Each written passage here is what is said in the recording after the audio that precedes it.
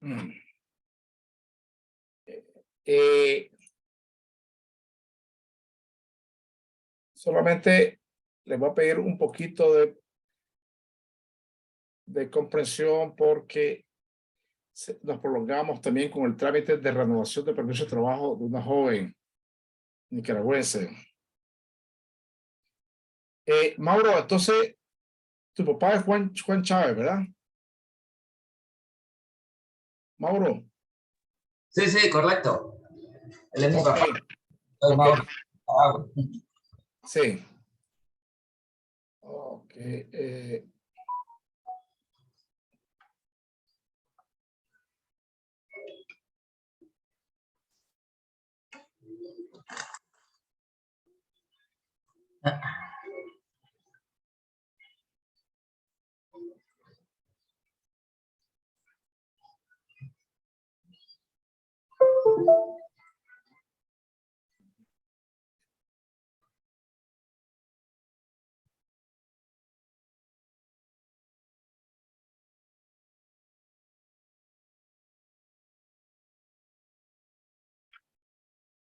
Bueno, mucho gusto pues a todos.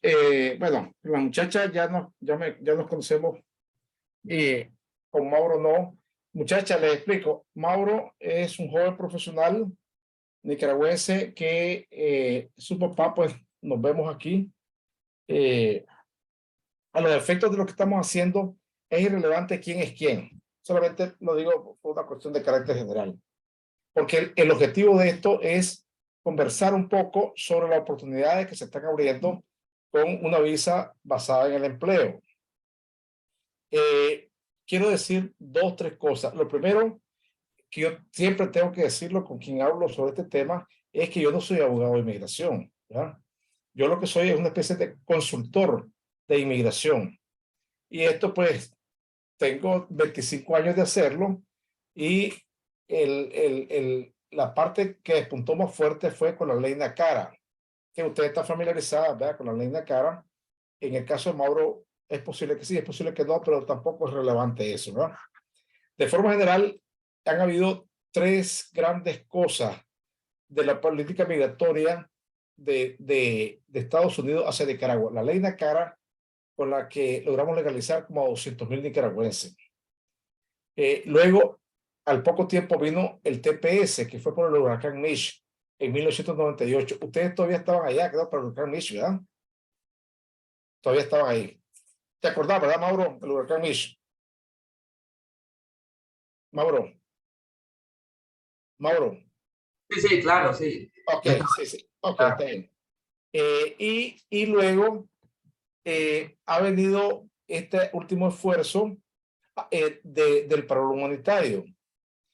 En el interín, algo que siempre ha estado es el asilo político, ¿verdad? O sea, siempre el asilo político ha sido una opción, ¿verdad? Entonces, de todo lo mencionado, la ley NACARA fue ese proceso que de vez en cuando y de cuando en vez en los Estados Unidos se da cuando por interés público el Congreso norteamericano, que es el que legisla, decide darle una salida a un grupo humano, que por cierto fue enorme el grupo humano, porque con la ley NACARA se legalizaron no solamente nicaragüenses y cubanos, también tuvieron chance guatemaltecos y salvadoreños y toda la gente de los países excomunistas de Europa Oriental. Entonces fue una cantidad enorme.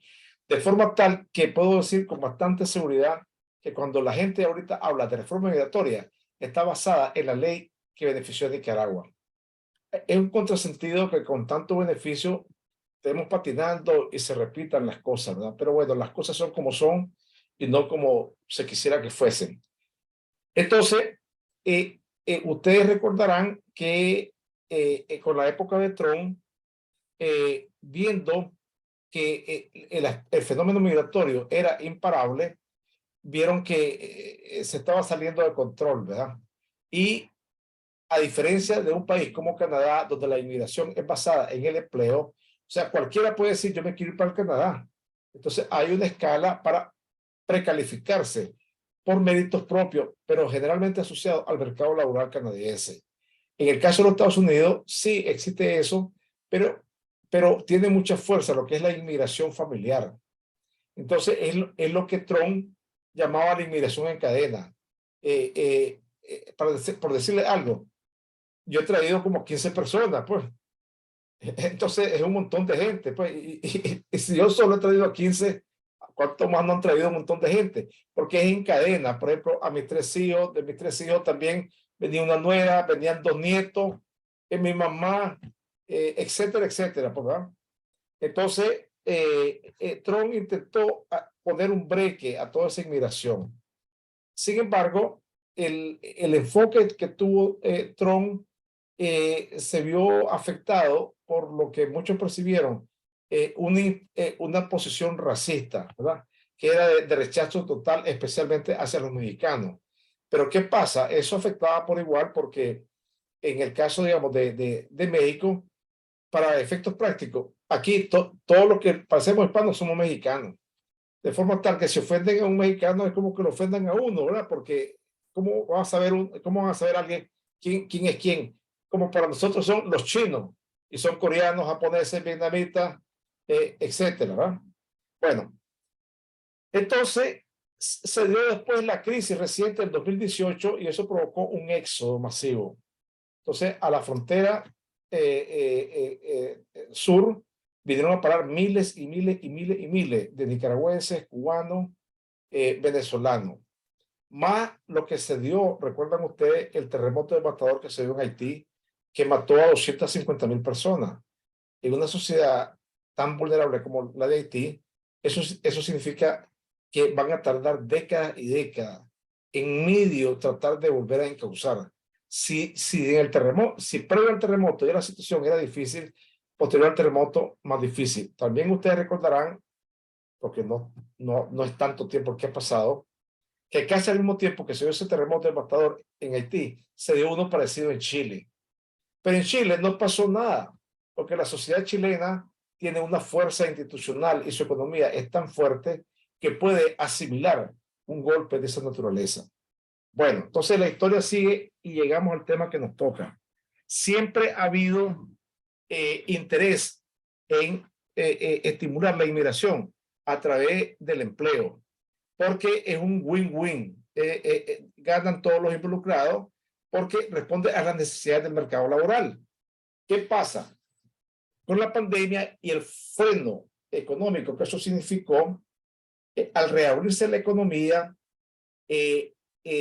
da la casualidad que siempre aquí compiten diferentes enfoques económicos. Al abrirse la economía, entonces ha prevalecido el interés de darle curso a una serie de políticas económicas que se traducen en creación de empleo. Entonces, prácticamente ahorita hay más trabajo que gente.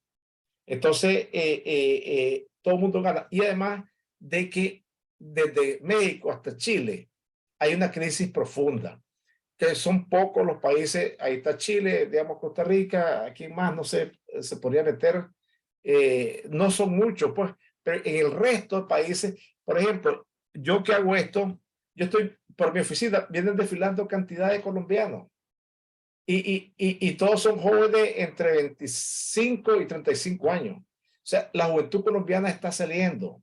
¿Por qué? Porque el país que logró sobrevivir después de una guerra de 50 años, entonces esa población, aunque se acabó la guerra, tiene expectativas crecientes. O sea, esa población piensa de que se merece más y se lo merece en menos tiempo.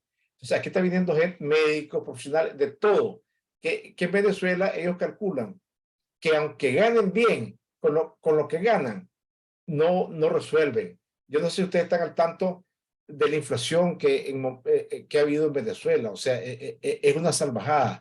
El efecto de la inflación es que le quita sentido al ahorro, le quita sentido a la inversión, desarticula el país en su conjunto. Entonces, todo ese flujo, entonces también la política basada en el empleo está dirigida a resolver el problema en la frontera. En el caso de los colombianos, ¿qué es lo que ha venido pasando? La mayoría de ellos entran con visa, pero ahí todos aplican para asilo y ellos saben que su posición de asilo tiene poco futuro, pero al menos que obtengan el permiso de trabajo, ellos ya están al tanto porque los niveles culturales promedios de esas sociedades, no tengo ningún rubor en decir, son en promedio superiores a las nuestras en Centroamérica. Entonces, ¿qué pasa? El colombiano que viene bien informado y sabe que las cortes de inmigración están atascadas, que hay casos que llevan 10, 15 años y no ha pasado nada. Entonces, esa persona ha estado 10, 15 años en un proceso de asilo que nunca termina con permiso de trabajo. Hay gente que ha hecho casas, que ha hecho negocios, que ha hecho tremenda fortuna y su casa está. Entonces, ya cuando en realidad toque llegar a esa persona, para el Estado norteamericano es difícil actuar, pues, porque dice, hombre, esta persona ha estado aquí y no ha sido carga del gobierno, ha pagado sus impuestos, ya califica para el Seguro Social. Yo tengo clientes, por ejemplo, salvadoreños, ya mayores de 65 años, que no son residentes, solo son TPS, y ya están colectando Seguro Social, igual que como que si fuesen residentes o ciudadanos. Entonces, ustedes recordarán que en Contrón él tenía la posición de cero tolerancia y intentaba construir un muro físico en la frontera. Esa política fracasó. Esta política está implementando Biden. Pues yo soy economista y trato de ver las cosas siempre desde el ángulo económico. Lo que Biden está construyendo es un muro, pero un muro virtual. Lo que se dice en inglés un trade-off. Miren, yo les voy a dar chance a una cuota de gente, pero a cambio cierro la frontera. Entonces, la gente que ya llega ahí a la frontera la van a rechazar automáticamente y le van a dar prioridad al que lo hace de forma ordenada. Eso es básicamente, entonces ahorita hay varias políticas con ese efecto. Ahora, siempre estas políticas y estos planes están sujetos a la batalla partidista en el Congreso, porque los republicanos siempre son inclinados, al menos en las actuales circunstancias, no siempre. Digamos, por ejemplo, la amnistía de 1986 fue republicano. De hecho, la ley Nacara, los nicaragüenses se la debemos a los republicanos, no han sido los demócratas. Pero en la percepción popular, creen que los demócratas con los hispanos y los republicanos en racistas y todo. No. Lo que pasa es que en el caso de los republicanos, ellos priorizan la parte de producir y los demócratas generalmente se inclinan más a la parte de distribuir. Entonces, esas son las dos grandes posiciones económicas. La prioridad es producir y lo otro es distribuir.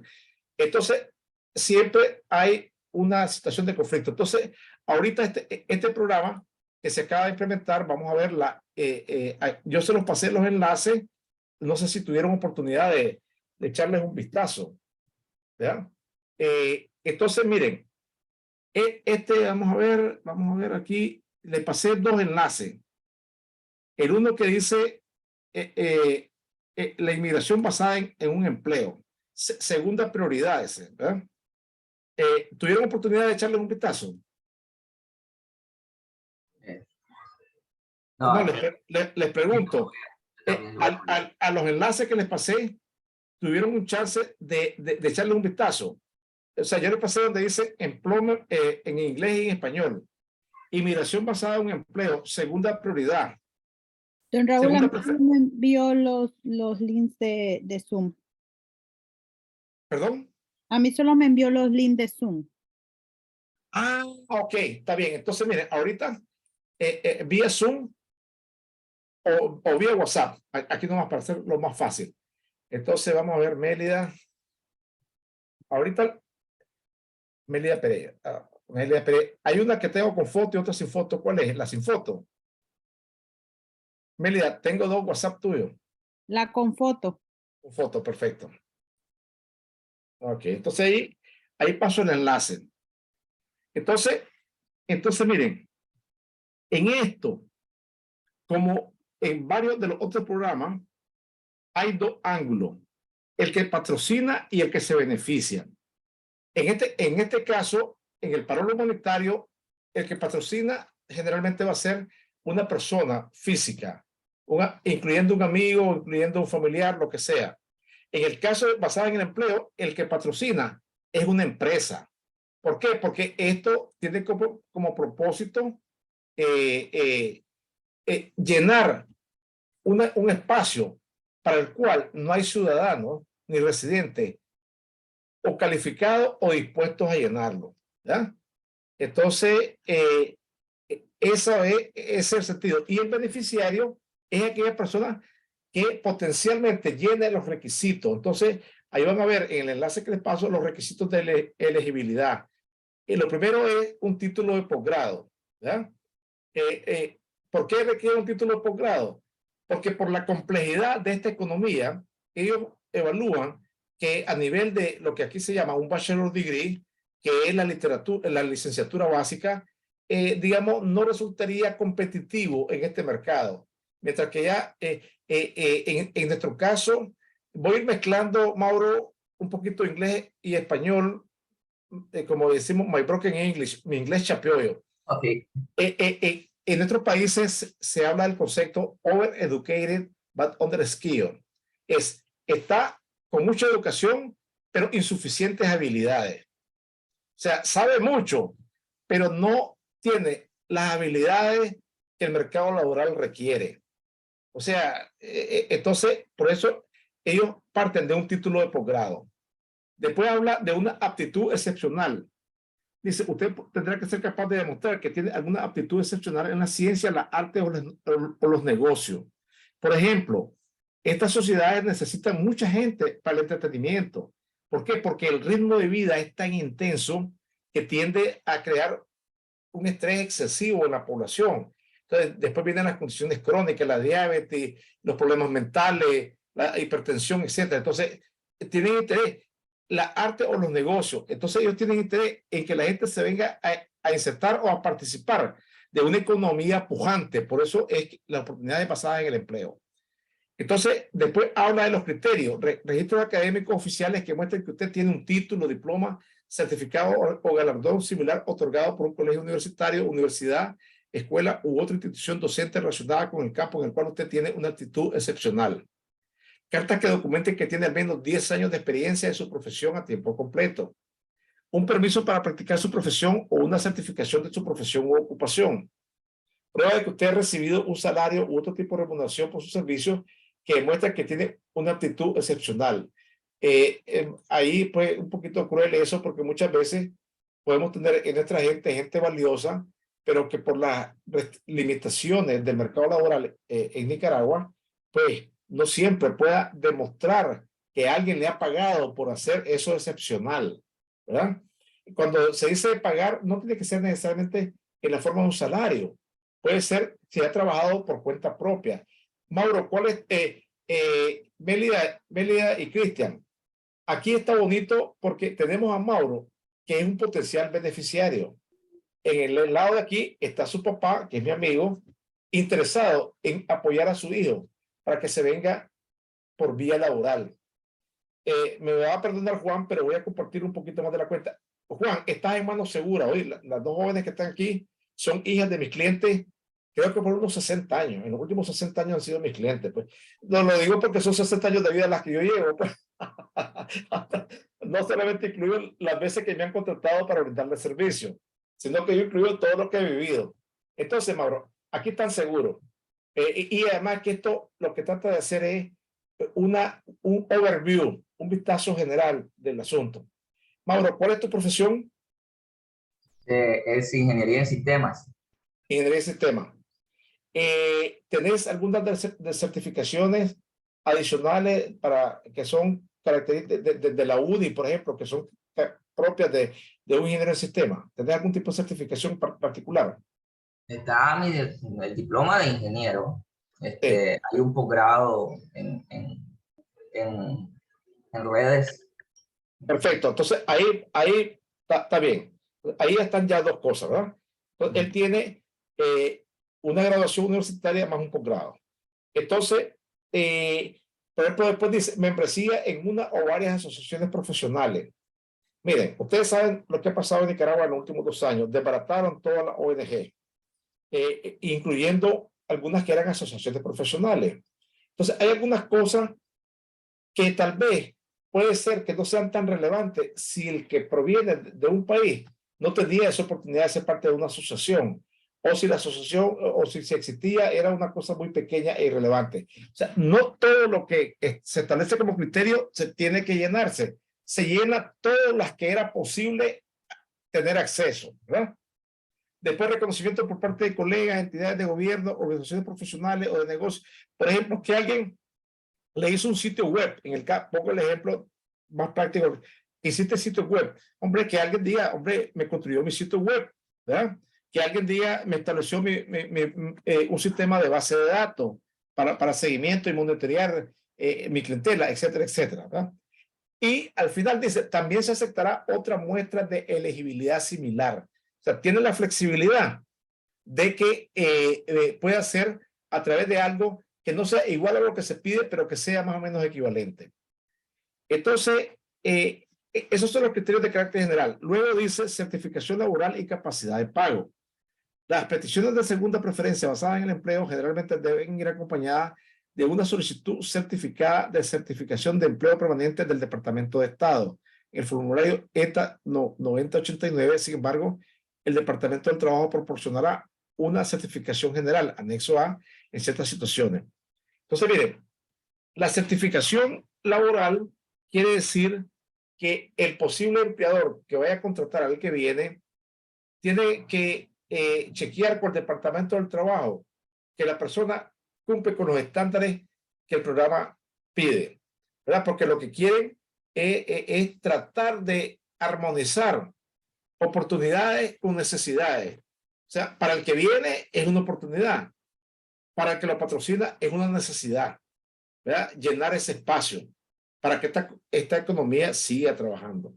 Entonces, de forma general, aquí yo quisiera parar y ahora me gustaría escucharlo a ustedes, ¿verdad? Quiero decir que todo lo que yo he comentado ahí está disponible en el sitio web.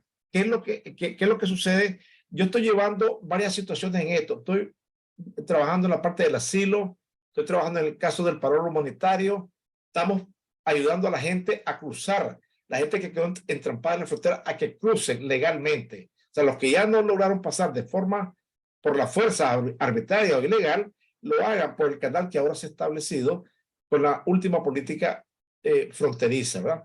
Ahora me gustaría escucharlos a ustedes algún comentario, porque esto es una introducción. O sea, vamos a hacer posiblemente a tener un segundo Zoom o ustedes primero leen todo y se ve. Ahora bien, en este proceso, un proceso un poquito complicado, porque lo primero es buscar el patrocinador. Entonces, para buscar el patrocinador, se requiere tener toda la documentación del posible beneficiario y empezar a chequear con los amigos. Aquí, por ejemplo, puede haber diferentes contactos. No necesariamente quien establezca el contacto con el posible patrocinador tiene que estar trabajando en la misma área que va a venir a trabajar el beneficiario. No. Si alguien trabaja en una empresa, por ejemplo, digamos el caso de las muchachas que tienen su compañía de transporte. Entonces, si algún tipo de relación que ustedes han establecido con algún cliente, con alguno de los que les da trabajo, pero que puedan tener necesidad con las características de la persona que ustedes tienen interés en que se beneficie de esta oportunidad, entonces lo que hacen es presentarle, miren, tenemos un hijo, tenemos una pariente, tenemos una amiga que tiene interés en ver si puede ser elegible para este programa y parte por encontrar un patrocinador, una empresa que necesite de sus habilidades, ¿verdad? Entonces, hasta aquí yo quisiera parar y ahora escucharlos a ustedes. Si tienen alguna pregunta, comentario. Porque hasta el momento lo que abordé es la parte básica. Adelante.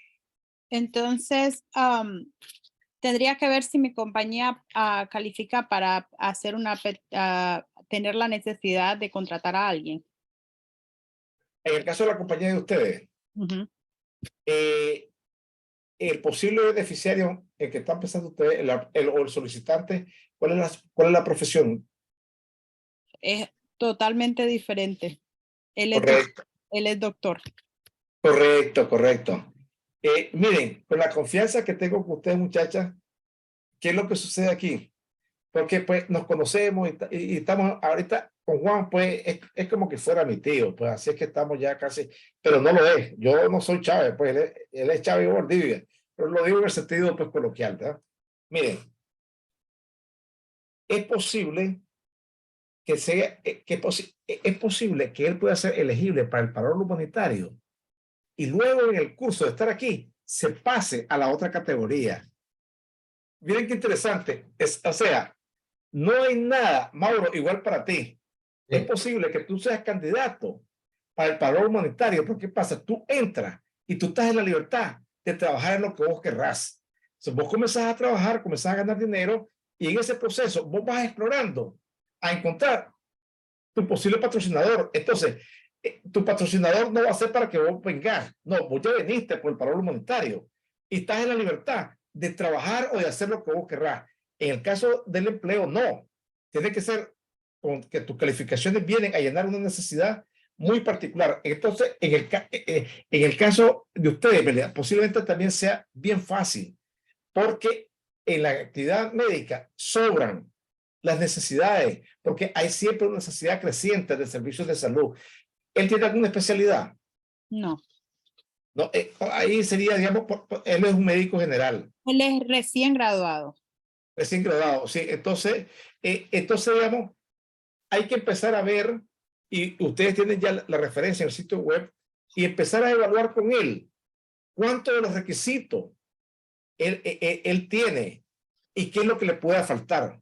A lo mejor ya al revisar tiene muchos de los requisitos y a lo mejor, aunque no los tenga completito, puede ser que él pueda calificar. Pero entonces también yo les recomiendo que no descarten la posibilidad de que entre con el paro humanitario. Lo mismo en tu caso, Mauro, y lo mismo en tu caso, Juan. Mauro, en el caso tuyo, yo te puedo ayudar a vencer un poquito la resistencia de tu papá, porque él es muy orgulloso de sus hijos, él se ha esforzado mucho.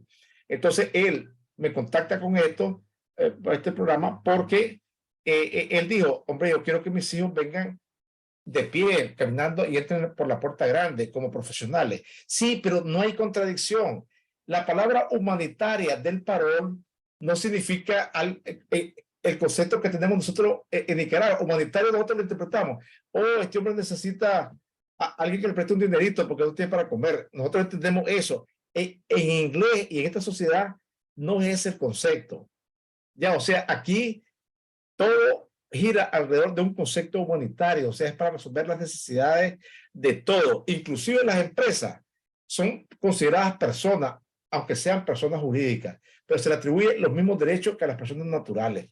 Entonces, por lo que yo estoy viendo, tentativamente, de los dos, del médico y de Mauro, preliminarmente veo que tiene más las características como para entrar por el basado en el empleo. Sí, pero y el patrocinador, entonces me va a decir Juan, Raúl, sos fresco y estás dando la receta y los medicamentos. Ah, Juan, eso ya te toca a vos ir a la farmacia. O sea, a primera vista yo veo, Juan, que tiene las características porque tiene la ingeniería más el posgrado. Sí, pero requiere un patrocinador. Mientras que por el paro humanitario, el patrocinador no tiene que ser una empresa, ni siquiera tiene que ser un pariente, o sea, puede ser un amigo, ni siquiera tiene que ser nicaragüense que lo patrocine, puede ser cualquiera. Entonces es mucho más amplio, ¿verdad? Ok, ¿algo más? Sí, por ejemplo, hay en mi ámbito existen plataformas que dan el empleo remoto, tipo Fiverr, Workana, son para que los profesionales puedan dar algún tipo de servicio. En algunas Sí. compañías que trabajan ahí, pues son de Estados Unidos. Sí. Esto podría facilitaría en el sentido de que se pueda adquirir, ser más fácil el trámite, tomando en cuenta que pueda demostrar pues que hay actividades hechas, trabajos realizados. Correcto. Les voy a contar un poquito cómo este programa se usa masivamente en ciertas situaciones. Este programa de empleo es basado masivamente con países como la India. Ya ustedes saben, Melida, ¿verdad? Todo el montón de hindúes que hay por aquí y todo. Igual Cristian. ¿Qué es lo que pasa en el caso de la India? La India fue colonia de Inglaterra. Entonces, en la estructura social hindú, ellos son como gringos sin que no sean gringos, porque toda su estructura, producto del dominio colonial inglés, dejó como herencia ya ese sistema. Entonces, a los hindúes los trae masivamente a los Estados Unidos como ingenieros en cualquiera de las ingenierías de computación. O sea, ingenieros de hardware, ingenieros de software, ingenieros de red, todo tipo de ingenieros. Porque para los Estados Unidos le resulta más fácil evaluar las calificaciones. Es un poquito medio cruel, pero no quiere decir que es exclusivo de los hindúes. No, de cualquier país del mundo. Pero por ejemplo, yo les puedo contar una experiencia. En el 2013 yo me fui 7 meses a Nicaragua porque tenía que ir a ayudar a mi hermana en un negocio. Los últimos 2 meses, Mauro, yo trabajé en el CITEL, en un call center. Y fue tan bonito ver el montón de muchachos ahí hablando excelente inglés y ni siquiera habían salido de Nicaragua. O sea, nosotros podemos decir con seguridad que nuestra gente vale. Ya lo que ha faltado es más oportunidades. Tenemos gente de valor. Y aquí mismo en los Estados Unidos, los casos de éxito de nicaragüenses son incontables. Lo que pasa es que no se proyectan porque como comunidad no hemos tenido esa proyección unidos, ¿verdad? Sino que los nicaragüenses se destacan, pero pasa desapercibido porque no hay esa proyección colectiva pues, de la comunidad, ¿verdad? Entonces, yo quisiera que si quieren en un segundo Zoom, que lo hagamos sobre la base de que ya lo vamos a hacer bilateral. O sea, yo después voy a platicar con Mélida por parte y voy a platicar con Juan, Mauro, ya para ver las particularidades de cada quien. ¿Les parece? Claro, está bien. Sí, ya, o sea, ya vamos a la concreta, como que dice, ya hablamos de lo general y ahora yo por particular. Miren, yo el que estoy haciendo más es el paro humanitario. El otro probablemente se requiere que el departamento legal de la compañía que va a solicitar a la persona se encarga de trámites que son un poquito más sofisticados y no creo que ningún consultor de inmigración como yo se va a meter en esa área. No, porque primero no tiene un mercado masivo. En el paro humanitario sí, porque para el paro humanitario solo son 2 los requisitos, que tengan un estatus legal. En el caso de ustedes, mira, también tienen que considerar, porque es facilito. O sea, lo llenamos hoy y ya en una semana ya le responden y ya comienza el proceso de viaje. Y él viene a trabajar en muchas cosas, incluyendo la posibilidad. ¿Qué edad tiene él? 23. Él se vuelve médico en los Estados Unidos. Lo que pasa es que la idea de consultar otro tipo de visa era la idea de que él pudiera salir del país. Y con el paro humanitario, hasta el momento, no va a poder salir del país. ¿Por qué? ¿Puede él salir del país? Sí, claro, sin ningún problema. Sí, o sea, el paro humanitario beneficia al conjunto de la sociedad nicaragüense y no es algo político. No, o sea, no.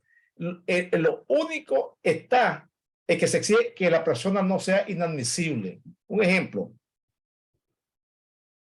Digamos a él, lo piden ustedes, ¿verdad? Lo patrocinan y entonces lo aprueban y ya está a punto de viajar y un se ve involucrado en un accidente automovilístico donde causó la muerte de alguien.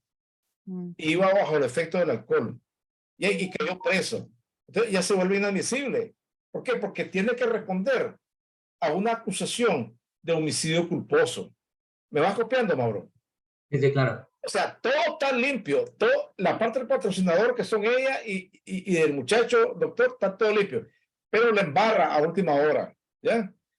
O se ve involucrado en incidentes en los cuales se cuestiona su integridad moral, pues, ¿verdad? Entonces ya eso, aunque sea médico o ingeniero, ya se vuelve un peligro para la comunidad desde el punto de vista del interés de la sociedad norteamericana. Entonces, miren, gracias por haber accedido a estar aquí, porque ahora ya lo vamos a ver uno con uno. Yo con ustedes para el doctor y yo con Juan y Mauro para la parte de él. ¿Les parece? Ok, perfecto. Bueno, pues, entonces, pórtense bien, no hay premio, no les van a dar ningún premio por eso, pero tampoco de nada les cuesta. Igual que el paro. Ah, la otra cosa, el paro monetario no se paga nada a migración. Solo lo que el tramitador cobre. Lo que el tramitador cobre no es para pasárselo a migración, no, cobra por su tiempo, por su experiencia en hacer el proceso. Pero, sinceramente, a como lo veo, Mauro, en el caso mío, a quien tengo que vencer un poquito ciertas opciones es con tu papá, no con vos. Yo ya me quedo convencido que todo. Y en el caso, Juan, porque tiene mucho orgullo, o sea, lo quiere más de la cuenta, Mauro. Punto. El problema de tu papá no es que lo quiera poco, es que lo quiere más de lo necesario. No necesita quererlo tanto. Pues. Ok. Buenas noches y gracias. Gracias, igual. Hasta luego. Buenas noches.